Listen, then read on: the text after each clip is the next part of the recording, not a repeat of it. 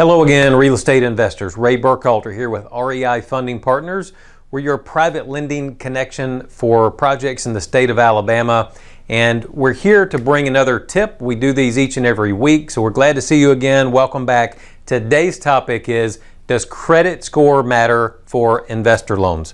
Now, maybe a lot of people have heard or think that it doesn't matter. I will say credit score does play a part in getting even a private loan, definitely a bank loan, but even a private loan. And let me share why and what to do about it. So a credit score is an indicator of how well you manage your money and how prompt you are in paying your bills. And those are things that any lender is going to want to understand about you and about how you run your business. Do you manage it well, and are you paying your bills on time?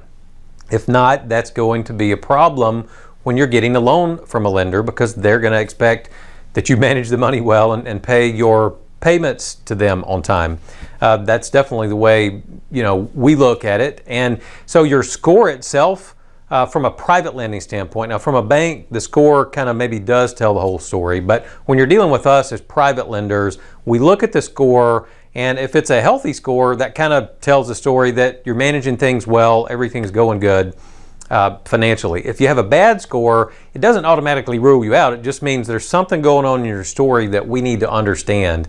And if there's been some foreclosures or some bills unpaid, then we'll look at that with you and understand why. Was there maybe something like a divorce in the past? Did your business have issues that were kind of out of your control, causing maybe a bankruptcy or something like that? Were you maybe some of your investment properties foreclosed on in the last recession?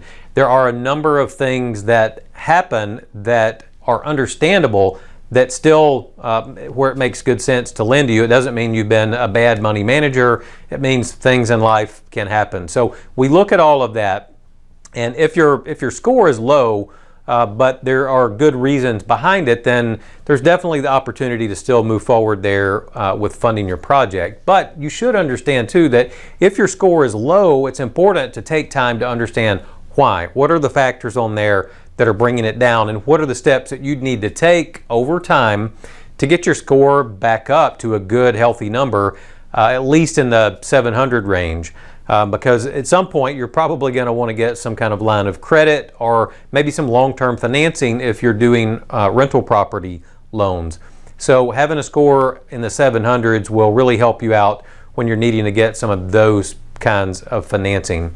Just understanding what brings it down, what are the steps that I need to take to bring it back up, will help you tremendously as you work to grow your business, do more deals, and perhaps build a rental portfolio, or just make a nice profit from doing rehab projects and flipping those. So anyways, that's our topic for today, talking about credit score.